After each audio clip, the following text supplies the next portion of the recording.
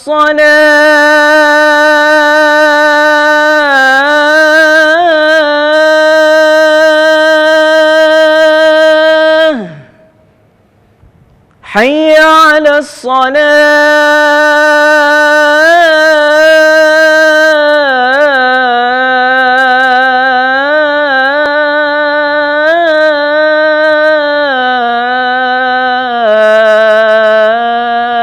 الصلاة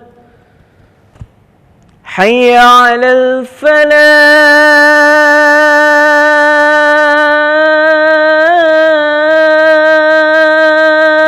الفلاح حي على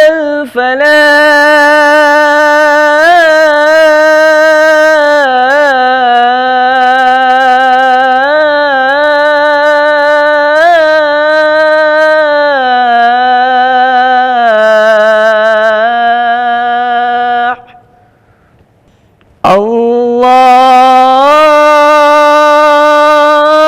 الله أكبر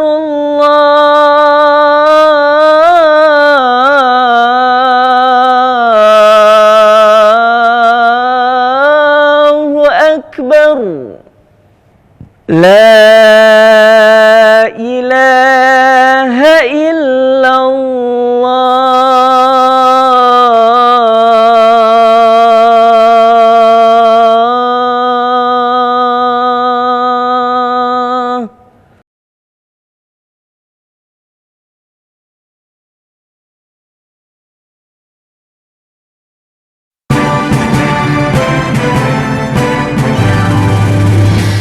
Indonesia, tanah airku, tanah tumpah darahku.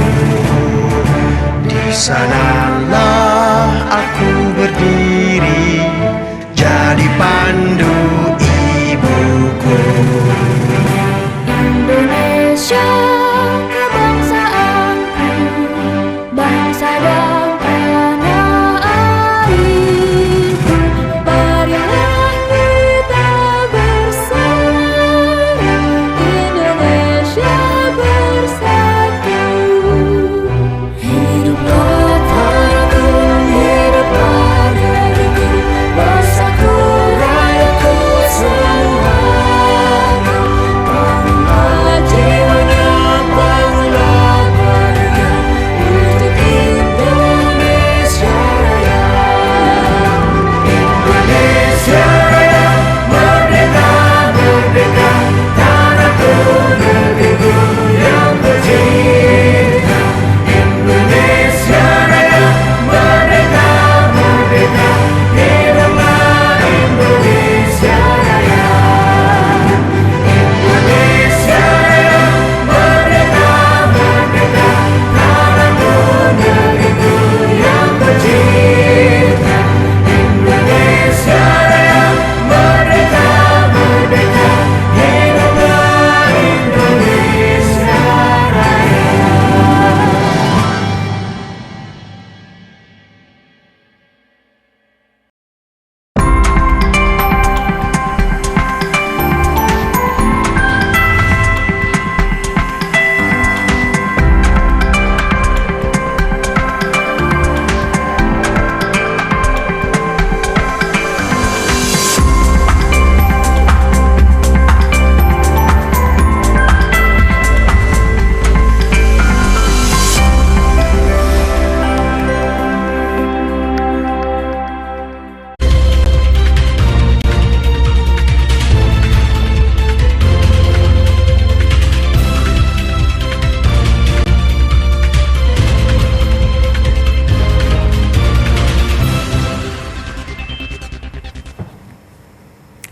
Selamat petang saudara, Klik Indonesia Petang kembali hadir menjumpai Anda di hari ini Rabu 13 Agustus 2025. Saya Herdina Suherdi dan saudara, inilah cuplikan berita utama Klik Indonesia Petang kali ini.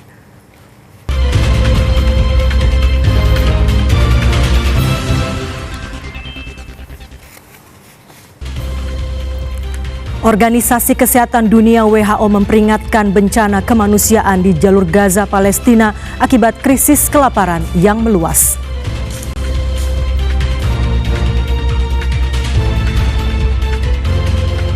Komisi Pemberantasan Korupsi menggeledah kantor Ditjen Penyelenggaraan Haji dan Umroh Kementerian Agama dalam penyidikan kasus dugaan korupsi kuota haji.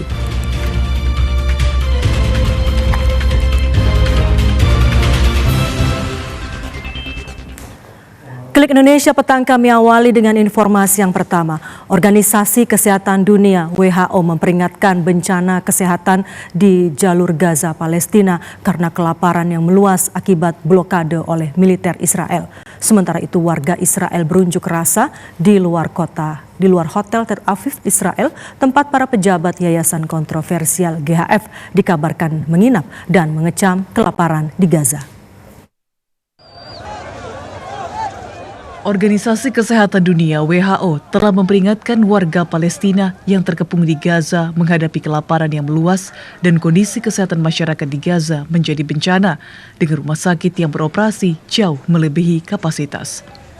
Dalam wawancara dengan CCTV di Jenewa, Swiss, perwakilan WHO untuk Palestina, Rick Peppercorn, mengungkapkan situasi kesehatan secara keseluruhan di jalur Gaza sangat buruk. Dalam beberapa hari terakhir, banyak warga sipil Palestina menjadi sasaran tembakan di dekat titik-titik distribusi bantuan Yayasan Kemanusiaan Gaza atau GHF yang dikelola oleh Israel dan Amerika Serikat. Peppercorn menekankan rumah sakit di Gaza sedang berjuang mengatasi korban dari titik-titik distribusi bantuan. Sementara itu warga Israel berunjuk rasa di luar hotel Tel Aviv, Israel, tempat para pejabat Yayasan Kemanusiaan Gaza GHF dikabarkan menginap. Pengunjuk rasa menuntut pembubaran organisasi tersebut. Para pengunjuk rasa meneriakan, yel-yel menentang GHF, memukul-mukul panci dan wajan sambil mengecam kelaparan di Gaza. Israel dan Amerika Serikat mendesak PBB pada Mei lalu untuk bekerja sama dengan organisasi yang mereka dukung, GHF. GHF mempekerjakan perusahaan logistik Amerika Serikat yang dijalankan oleh mantan perwira Badan Intelijen Amerika Serikat CIA dan veteran Amerika Serikat yang bersenjata. PBB menolak karena mempertanyakan netralitas GHF dan menuduh model distribusi tersebut memiliterisasi bantuan dan memaksa pengungsian di Gaza. Banyak warga Palestina tewas ditembak di dekat lokasi GHF tempat bantuan terbatas didistribusikan. PBB memperkirakan pasukan Israel telah membunuh lebih dari 1.000 warga Palestina yang mencari makanan sejak Mei, sebagian besar di dekat lokasi distribusi GHF. Bantuan kemanusiaan dijatuhkan melalui udara di atas Deir al-Balah, Gaza Tengah, Palestina. Sementara itu warga Palestina di Gaza harus berjalan jauh dan menghadapi tembakan hanya untuk mendapatkan sekantong tepung. Bantuan kemanusiaan dijatuhkan melalui udara di atas Deir al-Balah, Gaza Tengah, Palestina pada Selasa waktu setempat. Warga Palestina yang bergegas ke lokasi penerjunan kotak bantuan meminta agar lebih banyak truk bantuan diizinkan masuk ke Gaza. Warga Palestina di Gaza, Sahdi Al-Salibi, menilai bantuan yang dijatuhkan melalui udara hanya mengolok-olok warga yang kelaparan di Gaza. Pemandangan miris terlihat ketika warga Palestina di Gaza saling berebut bantuan kemanusiaan yang dijatuhkan dari udara. Bahkan dalam beberapa kali peristiwa, sejumlah warga Palestina tewas dan luka-luka akibat tertimpa paket bantuan yang dijatuhkan dari udara.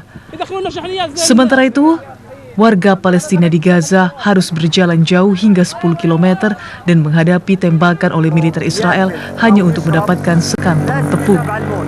Memasuki bulan ke-22 serangan Israel di jalur Gaza, kerawanan pangan di wilayah tersebut meningkat tajam. Tepung yang menjadi bahan makanan pokok semakin langka. Gaza telah berada di ambang kelaparan selama 2 tahun, tetapi perkembangan terbaru telah memperburuk situasi secara dramatis, termasuk blokade yang semakin ketat oleh Israel.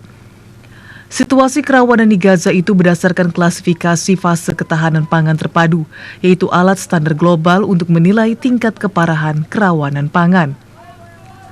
Kantor PBB untuk Koordinasi Urusan Kemanusiaan menyatakan upaya bantuan kemanusiaan di Gaza masih sangat tidak memadai, meskipun Israel telah mengizinkan pengiriman udara terbatas dan beberapa konvoi bantuan. Kantor Hak Asasi Manusia PBB pada 1 Agustus mengungkapkan banyak warga Palestina dilaporkan terus terbunuh dan terluka saat berusaha mendapatkan bantuan makanan. 1.373 pencari bantuan tewas di Gaza sejak akhir Mei, sebagian besar oleh tembakan militer Israel. Perlintasan Zikim adalah satu-satunya titik masuk bantuan di Gaza Utara dan perjalanan warga Palestina untuk mendapatkan tepung di perlintasan tersebut sangat berbahaya. Panglima TNI Jenderal Agus Subianto melepas keberangkatan Satgas Merah Putih misi airdrop bantuan kemanusiaan rakyat Indonesia untuk Gaza di Halim Perdana Kusuma, Jakarta.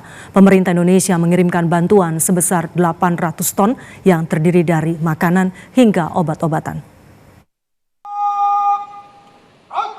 Menggunakan 2 unit pesawat C-130J Super Hercules Skadron Udara 31 TNI Angkatan Udara mengangkut 800 ton bantuan kemanusiaan rakyat Indonesia untuk diterbangkan menuju Pangkalan Udara Kayyab, Amman, Yordania. Bantuan kemanusiaan ini kemudian akan diterjunkan di 10 titik di Gaza, Palestina. Misi Satgas Garuda Merah Putih direncanakan akan berlangsung selama 12 hari.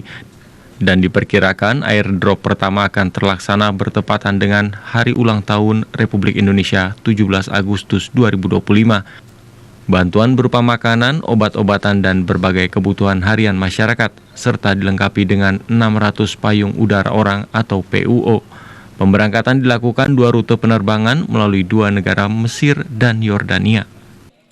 Satgas ini nantinya juga akan mendistribusikan kurang lebih 800 ton dan bantuan 1.000 paket Indomie dari Kementerian Pertahanan, dan tentunya ini juga bantuan yang langsung akan didistribusikan secara low cost, low altitude melalui metode ini yang akan dilaksanakan, karena metode ini bisa dibilang lebih aman ya daripada metode yang lainnya.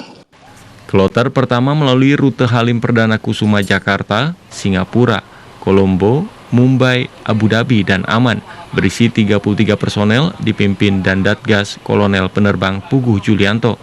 Kloter kedua Halim, Singapura, Kolombo, Mumbai, Abu Dhabi, Mesir berisi 33 personel dipimpin Letkol Penerbang Alfonsus. Kita beralih ke informasi lain. Komisi Pemberantasan Korupsi KPK menggeledah kantor Ditjen Penyelenggaraan Haji dan Umroh Kementerian Agama dalam penyidikan kasus dugaan korupsi kuota haji. KPK menyatakan dalam kasus ini negara dirugikan lebih dari 1 triliun rupiah.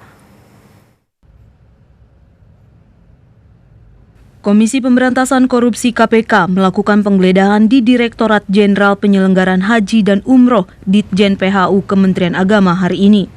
Juru bicara KPK Budi Prasetyo menginformasikan penggeledahan tersebut terkait korupsi kuota haji Kementerian Agama tahun 2023 hingga 2024. KPK resmi menaikkan perkara dugaan korupsi kuota haji ke tahap penyidikan. KPK menggunakan surat perintah penyidikan atau sprindik umum yang diterbitkan pada Kamis 7 Agustus 2025. Pelaksana tugas Deputi Penindakan dan Eksekusi KPK Asep Guntur Rahayu pada Sabtu 9 Agustus lalu menjelaskan penyidik memilih untuk menggunakan sprindik umum karena masih ingin mendalami beberapa peran.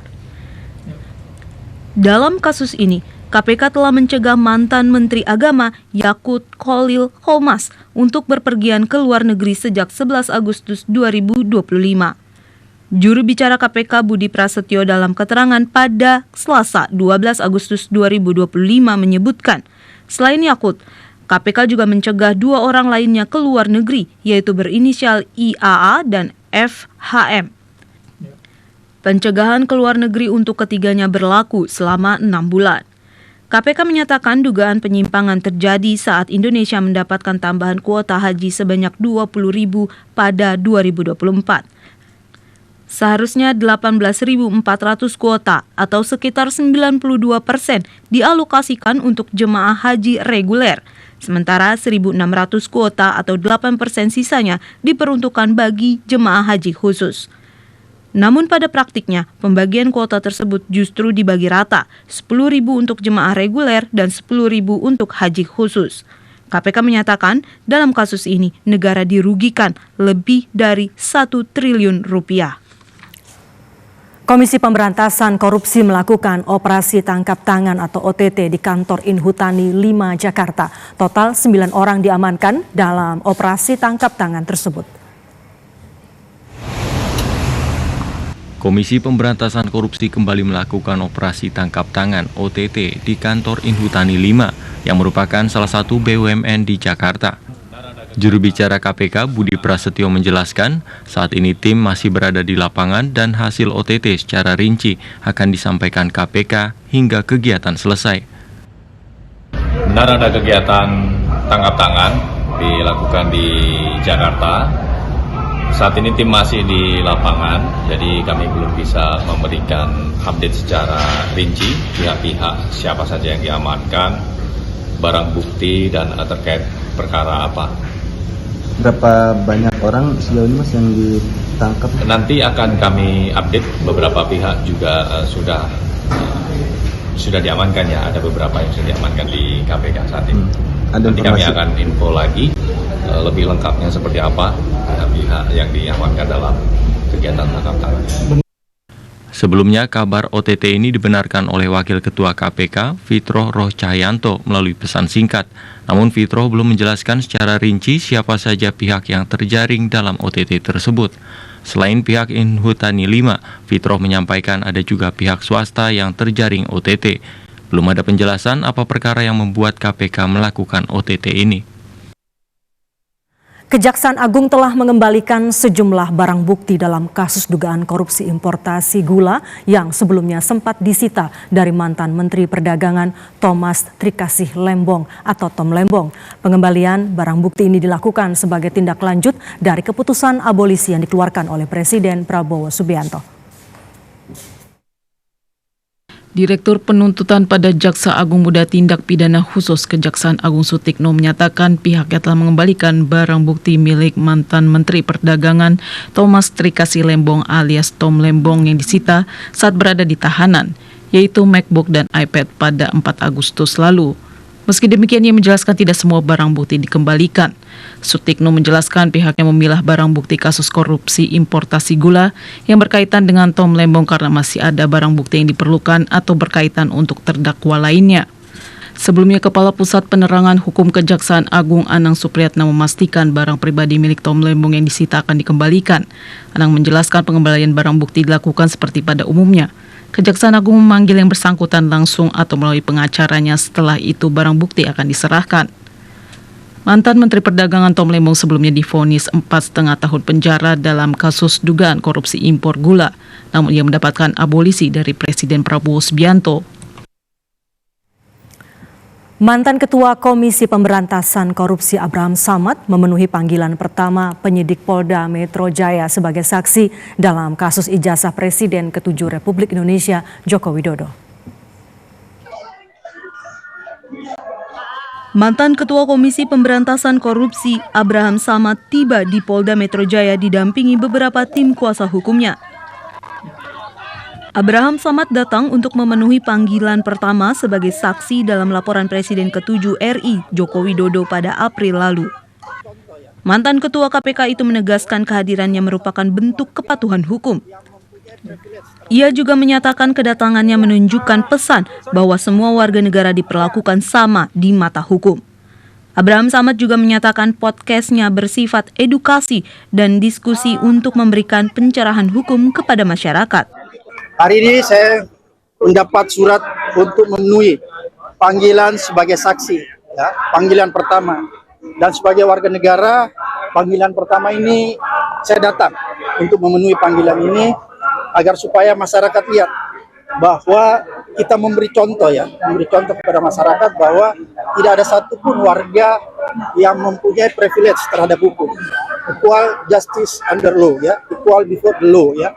Oleh karena itu saya ingin memberi contoh bahwa kita akan patuh menghadapi berbagai macam panggilan yang sifatnya pro justisia.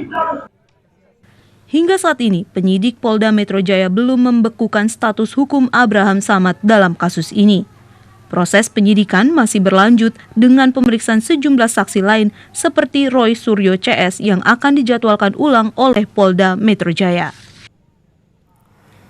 Gubernur Jawa Tengah Ahmad Lutfi mempersilahkan warga Kabupaten Pati untuk menyampaikan aspirasi. Sekitar ribuan warga Kabupaten Pati, Jawa Tengah melakukan aksi unjuk rasa di depan pendopo Kabupaten Pati.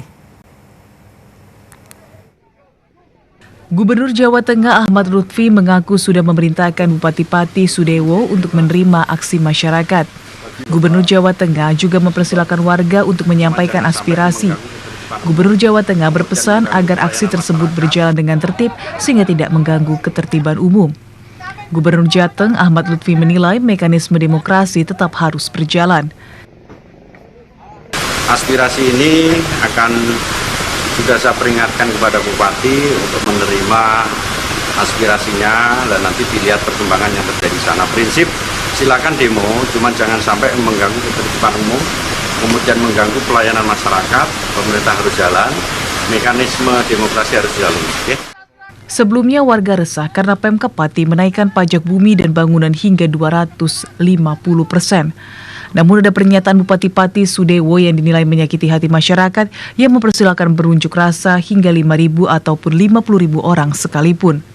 Andri Maulana, TVRI Jawa Tengah melaporkan. Kita beralih ke informasi lainnya, saudara. Intensitas curah hujan yang tinggi menyebabkan akses jalan penghubung Kota Tangerang dengan Kabupaten Tangerang terputus di Jalan Raya Regensi, Kecamatan Priuk, Tangerang, Banten. Banjir merendam akses jalan penghubung antara Kota Tangerang dengan Kabupaten Tangerang di Kecamatan Priuk, Kota Tangerang, Banten. Selain itu, perumahan Garden City dan perumahan Alamanda yang berada di pinggir Kali Leduk juga terendam banjir dengan ketinggian antara 50 hingga 150 cm. Banjir disebabkan luapan Kali Leduk yang tidak mampu menampung debit air, sehingga tumpah ke jalan hingga perumahan. Badan Penanggulangan Bencana Daerah Kota Tangerang menerjunkan 4 perahu untuk membantu evakuasi warga yang ingin beraktivitas. Ada 3 RW yang terdampak, yaitu RW 21, 22, 25, terdiri dari 800 kepala keluarga atau 1.800 jiwa terdampak. Warga mengungsi di 2 tempat, yaitu Gor Priuk dan Posyandu. Salah seorang warga, Fendi, menyatakan banjir mulai masuk ke perumahan sejak Selasa petang diakibatkan debit air Kali Leduk meluap lantaran ketinggian turap tidak sama yang membuat air melimpas hingga tumpah ke perumahan warga. Kalau meluapnya itu dari maghrib kita debit air dari kali lebih gede, tanggul nggak muat. Jadi dari tanggulnya airnya luber ke sini semua, dari ujung Glendutas itu. Jadi larinya ke sini semua. Bapak rumahnya di bantaran kali berarti, Pak? Kalau kita di dalam sini Mas, seperti di sini, ya ibaratnya bantaran kali lah ini. Ketinggian berapa, Pak? Ketinggian di sini, di dalam sini begini Mas. Masih ada 100 cm ya, Pak? Ya, 150-an. Kepala Bidang Kedaruratan dan Logistik BPBD Kota Tangerang, Andi Suherlandia Rahman, mengatakan saat ini ketinggian air sudah mulai surut dengan bantuan 11 pompa satelit di sepanjang kali untuk menyedot air dari jalan dan perumahan warga.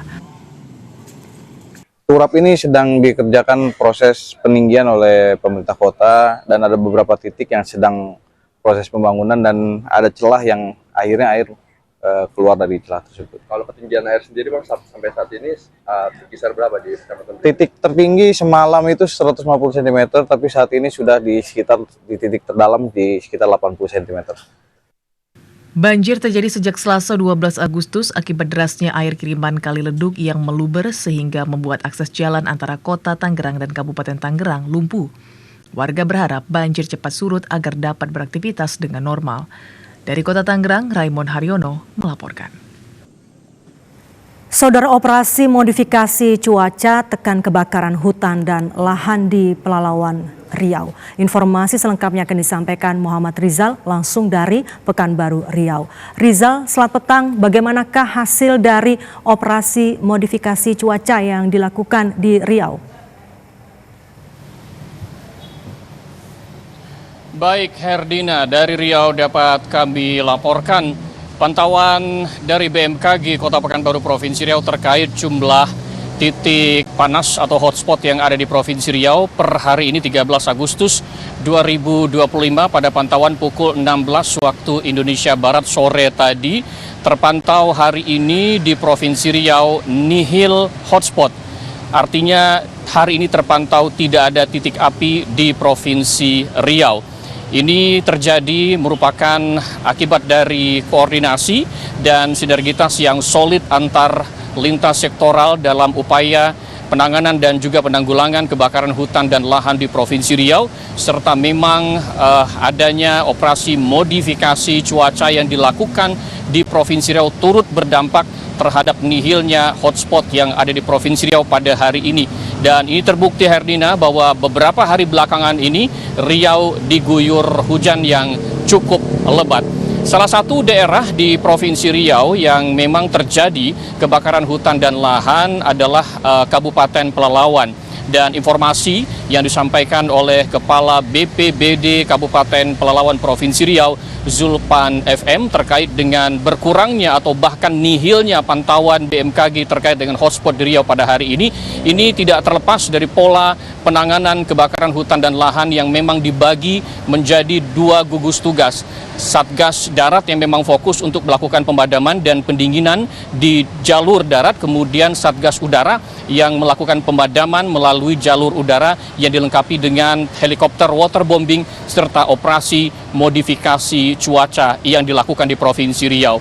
Dengan nihilnya hotspot di Provinsi Riau pada hari ini, Zulfan FM selaku Kepala BPBD Kabupaten Pelalawan menghimbau masyarakat Provinsi Riau, khususnya masyarakat di Kabupaten Pelalawan, untuk dapat menjaga bersama-sama kondisi yang seperti ini dan tidak melakukan hal-hal yang berpotensi sehingga menimbulkan adanya titik api baru, seperti jangan membuka lahan dengan cara dibakar.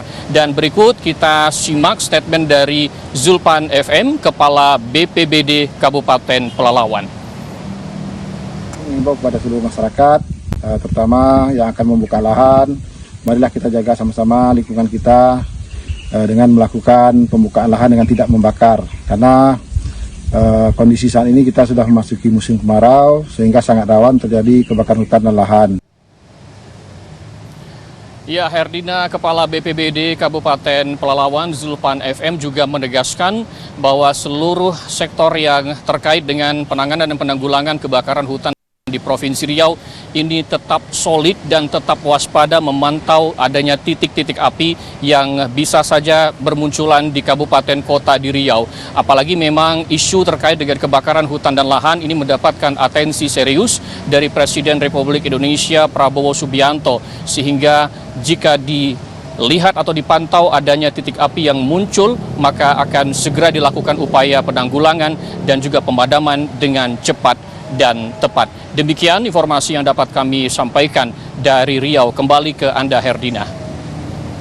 Muhammad Rizal langsung dari Pekanbaru Riau. Terima kasih atas laporan Anda dan selamat bertugas kembali.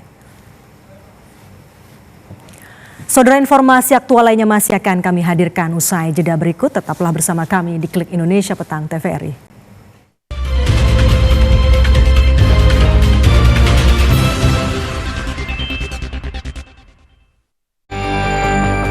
Memang manis dan suka menangis, rambutmu tipis senyummu jerih. Sebuah kecelakaan menimpa Lara yang membuatnya ada di titik terendah hidupnya. Rido dan temannya memutuskan untuk membantu dan menghibur Lara. Dengan kepergian ibunya, apakah Lara dapat kembali menjalani harinya? Cerita tentang kita setiap Jumat pukul 22.30 waktu Indonesia Barat.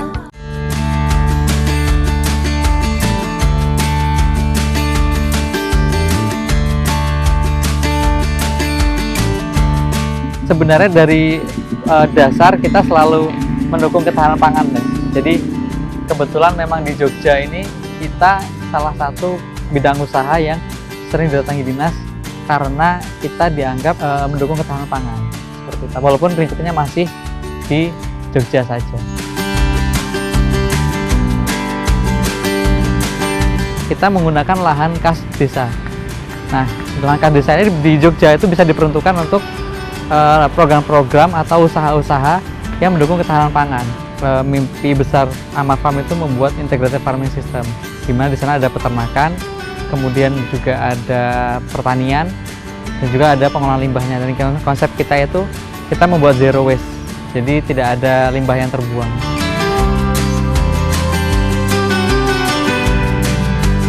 Indonesia memiliki banyak sekali potensi besar di dunia pertanian ya, karena secara daerah tempat kita termasuk tempat yang subur, banyak kawasan-kawasan hijau di mana kita tidak bergantung pada musim. Jadi di musim apapun selama sepanjang tahun kita bisa tanam. Ayo, dukung ketahanan pangan. Petani cerdas, rakyat sejahtera.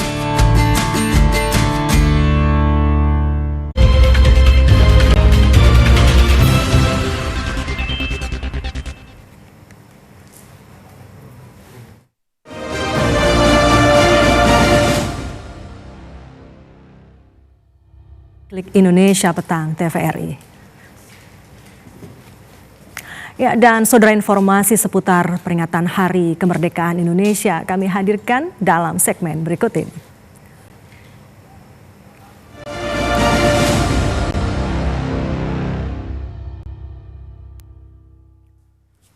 Menteri Sekretaris Negara Prasetyo Hadi mengatakan persiapan peringatan Hari Ulang Tahun ke-80 Kemerdekaan Indonesia di Istana Merdeka, Jakarta telah mencapai 70%. Mensesnek menegaskan masih ada sejumlah hal teknis yang perlu disempurnakan, salah satunya terkait dengan ketepatan waktu antar pertunjukan dalam rangkaian acara. Menteri Sekretaris Negara Prasetyo Hadi menyampaikan perkembangan persiapan peringatan Hari Ulang Tahun ke-80 Kemerdekaan Indonesia usai memantau gladi kotor di Kompleks Istana Negara Rabu 13 Agustus 2025. Ia menilai pelaksanaan gladi kedua sudah menunjukkan kemajuan dibandingkan hari sebelumnya. Mensesnek menambahkan persiapan peringatan HUT ke-80 Kemerdekaan Indonesia di Istana Merdeka Jakarta telah mencapai 70%. Namun masih ada sejumlah hal teknis yang perlu disempurnakan. Salah satunya terkait ketepatan waktu antar pertunjukan dalam rangkaian acara. Ia menjelaskan pengaturan waktu dan koordinat atraksi udara menjadi perhatian penting agar keseluruhan acara lebih rapi dan nyaman disaksikan masyarakat. Jadi kan memang selain di Istana Merdeka, kita kan juga menyediakan panggung-panggung hiburan, kemudian menyediakan juga dalam tanda kutip ya, semacam pasar rakyat lah, atau tempat untuk masyarakat yang tidak tertampung di kompleks Istana Merdeka tetap bisa mengikuti seluruh rangkaian kegiatan. Tapi tentunya di sana kita sediakan beberapa tempat-tempat yang bisa untuk tidak bosan menunggu kan gitu. Hari H, Mas. Ya 70% lah. 70%. Selain aspek teknis di Istana Merdeka Jakarta, Mensesnek Prasetyo Hadi juga meninjau beberapa lokasi lain seperti di Monas. Ia menyatakan pemerintah menyiapkan berbagai sarana agar masyarakat yang tidak bisa masuk ke kompleks istana tetap dapat mengikuti perayaan secara meriah. Menteri Sekretaris Negara Prasetyo Hadi mengatakan masyarakat sudah bisa menukarkan undangan fisik peringatan Hari Ulang Tahun ke-80 Kemerdekaan Indonesia. Mensesnek meminta masyarakat datang sesuai dengan jadwal yang telah ditentukan.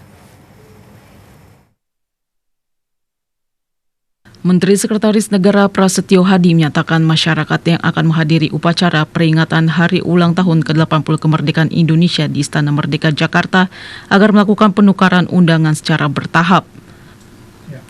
Mensesnek menyatakan penukaran undangan fisik tidak harus dilakukan dalam satu waktu. Mensesnek meminta agar masyarakat yang memiliki kesempatan menukar undangan lebih awal dapat segera melakukannya. Hal ini disampaikan Menteri Sekretaris Negara Prasetyo Hadi usai memantau gladi kotor di Kompleks Istana Kepresidenan Jakarta. Tidak harus dalam satu waktu, ya, akan kita berikan kesempatan penukaran undangan fisik itu sampai di tanggal 16 sore. Tetapi sekali lagi kami juga memohon kerjasamanya kepada seluruh masyarakat yang alhamdulillah kemudian dinyatakan mendapatkan undangan untuk mengikuti kegiatan di Istana Merdeka untuk mohon kerjasamanya. Jadi yang bisa menukarkan tiket berkesempatan hadir hari ini minta tolong untuk hari ini. Yang luang waktu esok hari minta tolong esok hari untuk ditukar itu dengan undangan fisik supaya menghindari penumpukan di waktu atau jam dan hari. Sekitar 16.000 undangan akan menghadiri peringatan Hari Ulang Tahun ke-80 Kemerdekaan Indonesia di Istana Merdeka Jakarta pada 17 Agustus 2025. Acara peringatan 17 Agustus dibagi menjadi 2 sesi, yakni pagi dan sore. Setiap sesi akan dihadiri oleh 8.000 undangan. Ratusan pramuka siap membentangkan merah putih sepanjang 100 meter pada Hari Pramuka 14 Agustus. Dan pada hari ini mereka mempersiapkan diri agar pembentangan bendera sepanjang 100 meter itu berlangsung sukses tanpa hambatan. Muka aku putih nggak? Hari Pramuka yang diperingati setiap 14 Agustus, salah satu rangkaian kegiatan yang umum dilakukan adalah upacara bendera di berbagai tingkatan. Kali ini di Kabupaten Majalengka, Jawa Barat, 200 pramuka penggalang sedang mempersiapkan diri peragaan membentangkan merah putih lambang negara Republik Indonesia. Mereka berlatih di kawasan pendopo membawa merah putih sepanjang 100 meter yang telah dijahit 1 bulan sebelum 14 Agustus. Peringatan yang syarat makna dan visual dinamis, logo Hari Pramuka tahun 2025 ini dirancang untuk merefleksikan semangat kolaboratif, keberlanjutan dan ketahanan dalam membina generasi muda Indonesia. Bangsa dan politik. Ini sejalan dengan tema Hari Pramuka tahun ini, kolaborasi untuk membangun ketahanan bangsa. Kita maknai ketahanan bangsa ini dari sisi gerakan pramuka adalah spirit patriotisme dan nasionalisme. Sekretaris Kuarcap Majalengka Adam Suharta mengatakan pembentangan bendera ini sejalan dengan misi Gerakan Pramuka. Gerakan Pramuka bukan organisasi yang statis, tetapi terus bergerak maju, beradaptasi dan relevan dengan perkembangan zaman. Edward Ruspendi, TVRI Jawa Barat, melaporkan. Jelang hari ulang tahun ke-80 kemerdekaan Indonesia, tingkat penjualan pedagang melonjak hingga lebih dari 50% di Pagar Alam, Sumatera Selatan. Banyak kegiatan yang dilakukan pada peringatan Hari Kemerdekaan menarik banyak minat masyarakat. Hal ini pula sangat dinantikan pedagang dan pengusaha mainan anak karena omsetnya meningkat. Mukmin, salah satu pedagang buah, mengatakan omset hariannya meningkat hingga lebih dari 50% di momen HUT ke-80 RI. Ia juga berharap kegiatan ini dapat rutin dilakukan karena selain sebagai bentuk merayakan kemerdekaan, juga dapat membantu UMKM kecil seperti dirinya. Oh, sangat menurut kami ini soal pedagang nih ibaratnya omset agak bertambah ya, agak rame. Ini juga pajak nonton pula. Oh, untuk meningkat ini ke pemasukannya nambahlah 50% lah. Dari hari biasa Pak ya? Iya, dari hari biasa. Sementara itu Ismail, salah satu pengusaha odong-odong, mengatakan banyaknya lomba di momen HUT RI seperti baris berbaris menguntungkan dirinya. Karena banyaknya penonton anak kecil di lokasi ini sehingga jumlah pelanggannya bertambah. Alhamdulillah di hari kemerdekaan ini masyarakatnya ramai. Jadi alhamdulillah wahananya penuh ramai. Karena di hari kemerdekaan ini di daerah terminal ramai, jadi mangkalnya di sini. Kedepannya semoga tambah ramai lah. Haikal, Tim Liputan TVRI Sumsel melaporkan.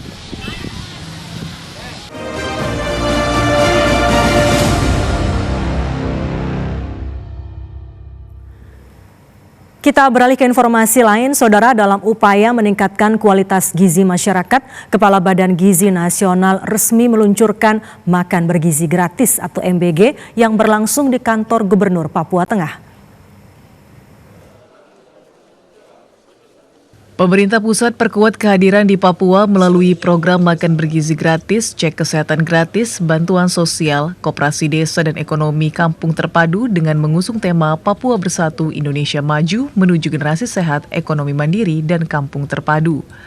Gubernur Papua Tengah Meki Frits Nawipa mengatakan bahwa pelaksanaan MBG memberikan dampak multi-efek kepada semua elemen, mulai dari penyedia bahan makanan yang memberi dampak ekonomi bagi petani hingga peningkatan gizi anak, ibu menyusui, ibu hamil, dan anak stunting. Ini luar biasa. Setelah kami sudah kemarin bertemu, hari ini pertemuan sekaligus Zoom meeting seluruh tanah Papua. Dan ini kebangkitan baru untuk bagaimana kita kembangkan koperasi merah putih dan juga makanan bergizi dan program-program strategis lainnya di tanah Papua mulai dari nanti. Dan saya pikir semua sudah antusias dan Bapak Menteri juga luar biasa dengan semua. Tadi sudah kasih rumah masyarakat, sudah kasih beberapa program yang lain ke masyarakat sekaligus. Artinya bahwa negara hadir untuk membangun Indonesia dari tanah Papua ini. Sementara itu, Kepala Badan Gizi Nasional Daden Hindayana mengatakan Papua termasuk wilayah tercepat dalam realisasi MBG yang telah mencapai 25% dari target. Daden Hindayana menegaskan MBG merupakan langkah strategis pemerintah untuk menekan angka stunting dan gizi buruk yang masih terjadi di sejumlah daerah. Kami ingin menjangkau seluruh kampung tersebut, jadi nanti mekanisme pelayanannya tetap dibawa oleh Kepala SPBG ke kampung-kampung, tetapi kemudian di kampung-kampung kami libatkan semua tokoh adat, tokoh masyarakat, tokoh agama, dan nanti yang masak mama-mama di kampung-kampung. Kemudian bahan bakunya kami harapkan diproduksi di kampung masing-masing sehingga potensi ekonomi daerah meningkat. Pemerintah berharap kualitas gizi masyarakat dapat meningkat dengan peluncuran program MBG sekaligus memperkuat generasi masa depan Indonesia yang sehat dan produktif. Kegiatan tersebut dihadiri Kepala Badan Intelijen Negara Muhammad Herindra, Kepala Badan Gizi Nasional Daden Hindayana, Menteri Koperasi Budi Aris Setiadi, Menteri Desa Yandri Susanto, Gubernur Papua Tengah Meki Frits Nawipa, serta sejumlah pejabat tinggi lainnya. Novel Mokodongan melaporkan. Menteri Sosial Saifullah Yusuf memastikan program Sekolah Rakyat bertujuan untuk mengentaskan kemiskinan melalui pendidikan. Sekolah Rakyat merupakan bagian dari strategi besar Presiden Prabowo Subianto untuk menurunkan angka kemiskinan di Indonesia. Menteri Sosial Saiful Yusuf mengecek langsung sekolah rakyat di kawasan Pronggol, Kota Cirebon, Jawa Barat. Program Sekolah Rakyat merupakan gagasan langsung Presiden Prabowo Subianto untuk memberikan kesempatan pendidikan berkualitas bagi anak dari keluarga kurang mampu atau beresiko putus sekolah. Mensos memastikan sekolah rakyat ini dibangun untuk mengentas kemiskinan melalui pendidikan. Sekolah rakyat di Kota Cirebon ini mampu menampung 1.000 siswa, mulai dari SD, SMP, dan SMA sederajat yang berlatar belakang keluarga dengan tingkat kesejahteraan rendah atau kurang mampu. Sekolah rakyat. Jadi intinya kekurangan itu nggak akan terus kita perbaiki. Saya ajak pemerintah daerah, baik itu kota, kabupaten maupun provinsi, untuk turut membackup, untuk turut juga ikut mengawasi dan memperkuat dan membantu hal-hal yang dibutuhkan yang bisa diintervensi oleh daerah. Jadi kita intinya kolaborasi. Berdasarkan data nasional, 3 juta anak di Indonesia masih belum sekolah, putus sekolah atau berpotensi putus sekolah. Saat ini sekolah rakyat telah beroperasi lebih dari 60 lokasi dan ditargetkan mencapai 160 titik dengan kapasitas 15.000 siswa. Dari Cirebon, Makmur Hamdallah, TVRI Jawa Barat melaporkan. Saudara, sebanyak 4.000 ton beras asal Aceh dipasok ke Provinsi Sumatera Utara. Pengiriman ribuan ton beras ini dilakukan menyusul stok beras di Aceh yang surplus dan juga untuk memenuhi permintaan beras di Sumatera Utara. Informasi selengkapnya akan disampaikan reporter Novian Aulia langsung dari Aceh. Novian, selamat malam. Bagaimanakah atau apa informasi terkini terkait dengan pengiriman beras dari Aceh ke Sumatera Utara? Ya, selamat malam Herdina dan juga saudara. Betul sekali, pihak Perum Bulog wilayah Provinsi Aceh melakukan pendistribusian beras. Ada 4.000 ton beras yang didistribusikan ke Provinsi Sumatera Utara. Pendistribusian yang dilakukan oleh pihak Perum Bulog wilayah Aceh ini dilakukan mengingat Aceh mengalami surplus beras hingga mencapai 80.000 ton. Dan juga hal ini dilakukan untuk memenuhi kebutuhan beras di provinsi ataupun di wilayah Sumatera Utara. Jumlah dari pendistribusian yang dilakukan oleh pihak Bulog sendiri ada 4.000 ton beras. Hal ini masih setengah dari rencana yang akan dilaksanakan, yaitu ada 8.000 ton beras yang akan didistribusikan ke Provinsi Sumatera Utara. Pendistribusian ini juga dilakukan dikarenakan surplus, dan di mana surplus ini tercapai merupakan sebuah keberhasilan dari pihak petani, dan dilakukan penyerapan ini dilakukan secara optimal. Dan itu pihak di Bulog si Aceh sendiri menyebut pendistribusi dilakukan mengingat beras yang ada di Aceh di gudang Aceh hingga saat ini ada 109.000 yang ini dipastikan mencukupi kebutuhan beras di Provinsi Aceh awal tahun 2020. Dan untuk itu memang pihak wilayah Aceh sendiri meminta kepada masyarakat, khususnya masyarakat di Aceh, untuk terhadap pendistribusian ribuan pihak Bulog sendiri kan bahwa setelah dilakukan distribusian ini untuk jumlahnya stok beras di provinsi ini masih sangat cukup, dan pihak Provinsi Aceh menyebutkan bahwa beras yang didistribusikan dan juga hasil beras yang didistribusikan ini merupakan bukti bahwa saja ini pihak dari petani Aceh dan juga membuka ruang bagi Bulog Aceh untuk menyerap hasil panen petani lokal, terutama saat panen gadu dan juga panen raya rendeng yang diperkirakan akan dimulai pada Februari 2026 mendatang. Demikian informasi yang kami sampaikan dari Aceh. Kita kembali ke studio. Novian Aulia langsung dari Aceh Jaya, Provinsi Aceh. Terima kasih atas laporan Anda. Saudara, rangkaian informasi aktual lainnya masih akan kami hadirkan usai jeda berikut ini. Tetaplah bersama kami di Klik Indonesia Petang TVRI.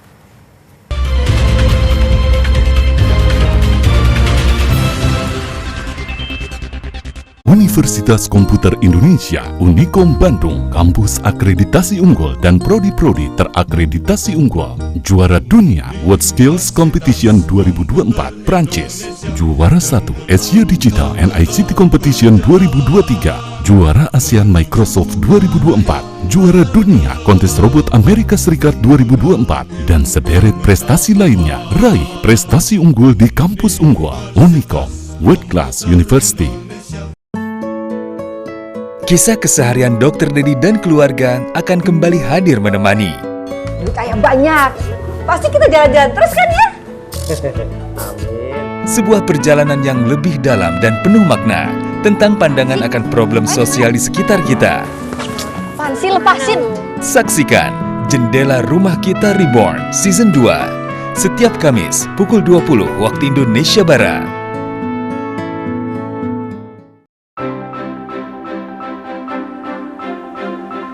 Temani hari Anda dengan beragam informasi terbaik dan peristiwa yang terjadi silih berganti. Hadirkan fakta terkini secara lengkap lewat laporan utama dan laporan langsung di setiap perkembangan secara akurat dan berimbang. Untuk Anda, kami hadirkan pilihan terbaik setiap hari. Klik Indonesia Pagi pukul 6 waktu Indonesia Barat, Klik Indonesia Siang pukul 12 waktu Indonesia Barat. Klik Indonesia Petang pukul 18 waktu Indonesia Barat, dan akhiri hari Anda dengan Klik Indonesia Malam pukul 23.30 waktu Indonesia Barat. Jadikan hari Anda semakin berkualitas bersama TVRI.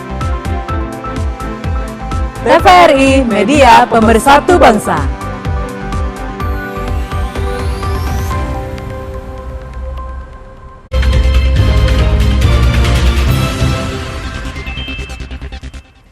Terima kasih Anda masih bersama kami di Klik Indonesia Petang TVRI. Menteri Koordinator Bidang Infrastruktur dan Pembangunan Kewilayahan Agus Harimurti Yudhoyono menyatakan pemerintah berkomitmen untuk mempercepat pembangunan infrastruktur di kawasan daerah istimewa Yogyakarta dan Jawa Tengah. AHY juga menegaskan pembangunan infrastruktur harus berdampak langsung pada kelancaran distribusi pangan dan juga hasil laut. Menteri Koordinator Bidang Infrastruktur dan Pembangunan Kewilayahan Agus Harimurti Yudhoyono (AHY) menghadiri rapat koordinasi terkait pembangunan infrastruktur di kawasan daerah istimewa Yogyakarta dan Jawa Tengah bersama DPD RI. Rapat koordinasi tersebut juga dihadiri Wakil Ketua DPD RI, GKR Hemas, dan Gubernur DIY Sultan Hamengkubuwono ke-10. Usai rapat koordinasi, Menko Bidang Infrastruktur dan Pembangunan Kewilayahan Agus Harimurti Yudhoyono menyambut baik inisiatif sinergi dan kolaborasi ini. AHY menilai infrastruktur adalah tulang punggung pertumbuhan ekonomi, pemerataan wilayah, serta peningkatan kesejahteraan masyarakat. Ia juga menegaskan pembangunan infrastruktur harus berdampak langsung pada kelancaran distribusi pangan dan hasil laut. Infrastruktur ini menjadi tulang punggung dari setiap target dan agenda prioritas tadi, termasuk pangan. Tadi disampaikan pangan, pemerataan wilayah juga akan terjadi, termasuk tadi kita banyak bicara tentang sektor pertanian, sektor industri, tapi juga sektor pariwisata. Jadi titik produksi, apakah itu pertanian, apakah tangkapan laut, harus lebih cepat untuk bisa disalurkan. Wakil Ketua DPD RI, GKR Hemas menekankan pentingnya konektivitas jalur tol dari selatan ke utara, agar hasil pertanian, perikanan, dan produk UMKM di wilayah selatan Jawa dapat dipasarkan lebih cepat dan efisien. Infrastruktur itu bisa terbangun supaya pembangunan ekonomi yang bisa keluar. Seperti yang tadi disampaikan oleh Gubernur DIY, bahwa jalan tol yang bisa menembus dari selatan ke utara supaya hasil daripada hasil pertanian yang ada di sekitar Jawa bagian selatan itu bisa keluar untuk bisa berjalan memasarkan keluar. Pemerintah menargetkan pembangunan infrastruktur ini tidak hanya membebankan APBN, melainkan memanfaatkan skema pembiayaan kreatif agar prioritas lain seperti pangan, energi, pendidikan, dan kesehatan tetap berjalan. Pertemuan ini juga diharapkan menjadi langkah awal menuju realisasi proyek-proyek strategis yang akan menggerakkan perekonomian Jawa bagian selatan. Menteri Pertahanan Syafri Samsudin menyatakan Legiun Veteran yang tidak lagi aktif dalam kesatuan tetap memberikan kontribusi dalam menjaga pertahanan negara, terlebih dengan masuknya Legiun Veteran di dalam Badan Cadangan Nasional yang berada di bawah Kementerian Pertahanan. Dalam rangka memeriahkan Hari Veteran Nasional 2025, Legiun Veteran Republik Indonesia atau LVRI menyelenggarakan acara silaturahmi yang dihadiri oleh para Legiun Veteran, salah satunya Wakil Presiden ke-6 RI, Jenderal Purnawirawan Tri Sutrisno. Menteri Pertahanan Syafri Samsudin menegaskan bahwa para veteran meskipun tidak lagi aktif sebagai tentara, namun para veteran tetap menjadi bagian dari sistem pertahanan rakyat semesta atau Sishankam Rata.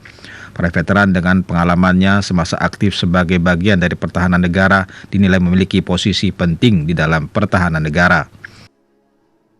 Kita semua bagian daripada Sishankam Rata. Walaupun bapak-bapak dan ibu-ibu sudah berada di dalam alam veteran, tapi bapak-bapak dan ibu adalah inti daripada Sishankam Rata. Kami yang ada di dalam Sishankam Rata akan melanjutkan cita-cita perjuangan para pejuang generasi 45 dan juga akan melanjutkan apa yang dibebankan kepada generasi penerus. Sementara itu Ketua Legiun Veteran Republik Indonesia LVRI, Letnan Jenderal Purnawirawan HBL Mantiri mengatakan bahwa dalam menjaga pertahanan negara yang kuat, setiap orang harus belajar dari orang lain, baik dari generasi sekarang kepada generasi sebelumnya dan juga sebaliknya. Melestarikan dan mewariskan jiwa semangat nilai 45 berikutnya, dan itu tugas yang nggak gampang karena sekarang begitu media dan berita-berita yang sering membingungkan. Jadi mereka harus punya sikap bahwa nilai-nilai tetap dilestarikan, wujudkan dalam kehidupan. Tidak untuk diketahui saja, tapi di hidupannya masing. Tahun ini Legiun Veteran Republik Indonesia 68 tahun sesuai dengan tema Angkatan HUT LVRI tahun ini mengabdi tanpa batas berjuang sepanjang masa. LVRI akan terus memberikan kontribusi dalam menjaga pertahanan negara. Artificial intelligence atau kecerdasan buatan kini menjadi bagian penting dalam perkembangan industri di Indonesia. Teknologi ini tidak hanya mendorong efisiensi dan juga produktivitas, namun menjadi pendorong daya saing industri nasional di tengah transformasi digital yang semakin pesat. Di tengah percepatan era kecerdasan buatan dan transformasi teknologi global, Indonesia dan Cina mempererat kerjasama strategis melalui konferensi energi baru, teknologi baru, dan AI yang digelar di Jakarta. Wakil Menteri Komunikasi dan Informatika Angga Raka Prabowo menekankan pentingnya penguatan infrastruktur digital sebagai fondasi pengembangan kecerdasan buatan atau AI demi mewujudkan visi Indonesia Emas 2045. Salah satu inisiatif unggulan yang diperkenalkan adalah 2045 AI Dual Rings, jaringan konektivitas super berbasis serat optik dan kabel bawah laut yang menghubungkan kota-kota strategis dari Jakarta hingga Manado, mendukung proyek Palaparing dan memperkuat interkoneksi pusat data nasional. Kepala Pusat Optimalisasi Pemanfaatan Teknologi Industri dan Kebijakan Jasa Industri POPTIKJ Kemenperin Priyadi Ari Nugroho mengatakan sejumlah sektor manufaktur telah mulai menerapkan teknologi AI meski baru pada sebagian proses produksi. Dengan adanya use case AI di sektor industri itu mampu meningkatkan produktivitas dari industri tersebut, meningkatkan daya saing, ada penurunan emisi. Tadi juga ada beberapa use case terkait dengan penggunaan AI, bisa menurunkan energi, bisa macam-macam lah use case-nya. Nah itu mungkin juga nanti ke depannya AI ini juga jadi kebutuhan dari sektor industri, dan siapapun pasti nanti akan membutuhkan AI ya. Delegasi Cina dari Aliansi Industri Informasi Belt and Road (BEICI) menyatakan komitmen kuat mendukung proyek ini yang sejalan dengan filosofi pembangunan cepat dan efisien ala kereta cepat Cina. Kerjasama ini diharapkan dapat mendorong pertumbuhan ekonomi digital Indonesia serta memperkuat daya saing global. Kami berharap setelah acara peluncuran hari. Anggota DPR RI Benianto Tamoreka menyampaikan pemerintah Kabupaten Banggai, Sulawesi Tengah perlu membenahi sektor pariwisata menyusul adanya fenomena overtourism atau wisatawan yang berlebihan yang terjadi di Bali. Melihat potensi wisata yang besar di wilayah Kabupaten Banggai, menjadi peluang besar untuk menarik wisatawan dari dalam maupun luar negeri untuk datang. Hal ini juga bersamaan dengan adanya fenomena wisatawan berlebihan yang terjadi di Bali. Anggota DPR RI Benianto Tamoreka mengatakan kunjungan wisatawan yang berlebihan atau overtourism yang saat ini terjadi di Bali mesti dilihat sebagai peluang bagi daerah-daerah wisata di bagian timur Indonesia, khususnya Kabupaten Banggai. Daerah harus mempersiapkan diri karena ke depan nanti pemerintah Bali akan membatasi kunjungan wisatawan itu hanya 7 juta per tahun. Untuk itu pemerintah pun harus melihat hal ini sebagai peluang besar. Di samping itu secara pribadi Benianto juga tengah mengusulkan agar Kementerian Pariwisata membuat sebuah zona wisata di setiap wilayah, baik di Indonesia bagian timur, tengah hingga barat, yang diramu dalam sebuah link wisata. Tujuannya agar wisatawan mengetahui potensi wisata apa saja ada di Indonesia dan wajib untuk dikunjungi. Kemudian Bali ini sekarang ini ada diisukan overtourism. Nah, kita tidak inginkan adanya overtourism. Sehingga kami menginginkan bahwa promosi wisata itu sudah berteknologi ya, sehingga pada saat orang masuk di Bali sana mereka bisa melihat link wisata untuk di bagian Indonesia Timur. di Sulawesi Tengah ada apa, di Sulawesi Utara ada apa, sehingga para wisatawan yang masuk dia tinggal melihat mana destinasi wisata yang cocok mereka masuki. Ada wisata lautnya dengan diving, ada wisata pegunungan, dan wisata link wisata ini ada di mana-mana. Peran pemerintah ini sangat diperlukan untuk memberikan promosi kepada destinasi wisata yang ada khusus. Nah, tata caranya adalah kita membuat sebuah klasifikasi dengan cara membuat zona wisata. Persoalan infrastruktur masih menjadi problem umum bagi pariwisata di Indonesia. Padahal sumbangan pariwisata kepada negara melalui PNBP atau penerimaan negara bukan pajak terbilang besar. Diharapkan pemerintah berperan aktif dalam meningkatkan potensi wisata yang ada di Indonesia. Dari Luwuk Banggai, Nendra Prasetya, kontributor TVRI Sulteng, mewartakan. Informasi tadi mengakhiri Klik Indonesia petang kali ini. Mewakili kerabat kerja yang bertugas, saya Herdina Suherdi mengucapkan terima kasih atas kebersamaan Anda. Selamat malam dan sampai jumpa.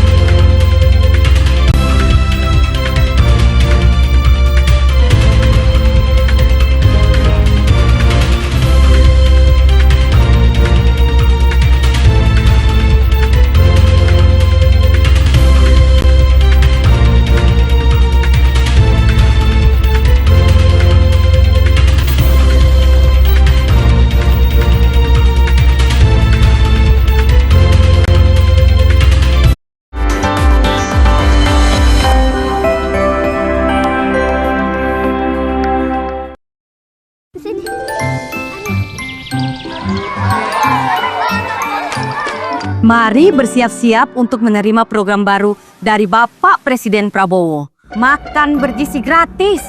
Program ini membantu anak-anak mendapatkan makanan bergizi tanpa membebani orang tua. Hah? Makan bergizi gratis? Kapan makanan itu datang ya? Kita tulis surat ke Presiden agar makan bergizi gratis cepat datang. Mak, makanan bergizi gratis mau datang di sekolah. Siapa yang beli makanan? Dengan makanan bergizi ini, kekuatan fisik mereka bertambah. Mereka bisa mengikuti kompetisi di provinsi. Hah? Makan bergizi, bikin kota anak lebih cerdas. Hebat sekali. Beta yakin, nanti kita punya generasi muda, pasti pintar.